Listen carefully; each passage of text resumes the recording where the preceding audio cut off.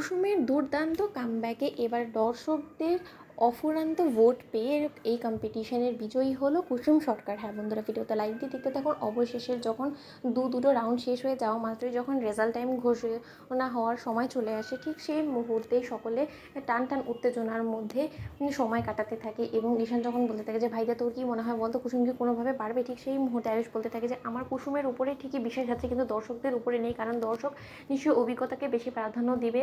কারণ কুসুম সদ্য মাত্র এই কম্পিটিশনে জয়েন করেছে, এর আগে ওর কোনো রকম কোনো অভিজ্ঞতা নেই, কিন্তু দর্শক কিন্তু অবশ্যই অভিজ্ঞতাকে প্রাধান্য দিয়ে অভিজ্ঞকেই বেছে নেবে এই ব্র্যান্ড অ্যাম্বাসিডার হিসেবে। কারণ আফটারঅল এটা গাঙ্গুলিদের কোম্পানির একটা র্যাম্প শো, তুই নিশ্চয়ই বুঝতেই পারছিস যে দর্শকদের চয়েসে ঠিক কে বেশি প্রাধান্য পাবে। অন্যদিকে কথা বলা মাত্রই যখন দেবলীনা বলতে থাকে যে ও গড তুমি দেখো কোনোভাবেই যাতে কুসুম না যেতে, ঠিক সেই মুহূর্তে সামনে ছোটো কাকিমনি বলতে থাকে যে দূর ছাড়ো তো দেবলীনা, তোমার কি মনে হয় কুসুম কোনোভাবেই এই পাঁচটা মডেলকে পেছনে ছাড়াতে পারবে নাকি? এতটাও সহজ হবে না কুসুমের জন্য। অন্যদিকে যখন ভোটিং লাইনে ভোট গণনার হারে যখন পাঁচজন কম্পিটিশনে কম্পিট করতে থাকে এবং কুসুমের যখন ভোটিং লাইনে একটাও ভোট না পড়ে, ঠিক সেই মুহূর্তে দেবলীনা আয়ুষের কাছে গিয়ে বলতে থাকে কি আয়ুষ, তোমাদের আশায় তো জল ঢেলে দিল কুসুম তো কোনোভাবে একটাও ভোট পাচ্ছে না, এবার বুঝতে পারছো যে তোমাদের রীতিমতো মুখ থুবড়ে ফেলে দিল এই মেয়েটা।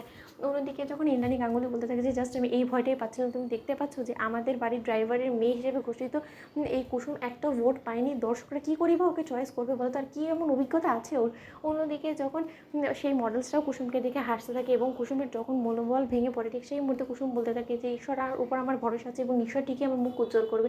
অন্যদিকে লাস্ট মিনিটে যখন কুসুমের ভোটিং লাইনে দর্শকদের অফুরন্ত ভালোবাসায় উপচে পড়তে শুরু করে দেয়, ঠিক সেই মুহূর্তে উপস্থাপিকা যখন বলতে থাকে যে এবার কিন্তু পাঁচজন মডেলদেরকে এবং অভিজ্ঞতাকে পিছনে ছাড়িয়ে দিচ্ছে কুসুম সরকারের কিন্তু ভোট এবার আমাদের অন্যান্য প্রতিযোগীদেরকেও ছাড়িয়ে যাচ্ছে। অন্যদিকে কথা বলা মাত্রই যখন অবশেষে এই ভোটিং গণনার ফলে যখন কুসুম বিজয়ী ঘোষিত হয়, ঠিক সেই মুহূর্তে দেবলীনা মুখ চুপসে যায় এবং ঈশান আয়ুষ মিলে যখন আনন্দে আত্মহারা হয়ে পড়ে এবং ইন্দ্রাণী গাঙ্গুলি যখন স্বস্তির নিঃশ্বাস ফেলে, ঠিক সেই মুহূর্তেই স্টেজে উপস্থাপিকা যখন গাঙ্গুলি গ্রুপ অফ ইন্ডাস্ট্রিজের কসমেটিক্সের ব্র্যান্ড অ্যাম্বাসিডার হিসেবে কুসুমকে বিজয়ী ঘোষণা করে, ঠিক সেই মুহূর্তে ঈশান দেবলীনার কাছে গিয়ে বলতে থাকে যে কি দেবলীনা ম্যাডাম, কত তো চক্রান্ত করে কুসুমকে মাত দেওয়ার চেষ্টা করেছেন, বিপদে ফেলার চেষ্টা করেছেন, কোনো কিছু কি আপনি হাতশিল করতে পারলেন? বলেছিলাম না যে কুসুমের কপালেই উঠবে এই তাজটা, এবার তো বুঝতে পারলেন। ঠিক সেই মুহূর্তেই যখন ইন্দ্রাণী গাঙ্গুলি স্বয়ং নিজে স্টেজে উঠে কুসুমকে পুরস্কৃত করে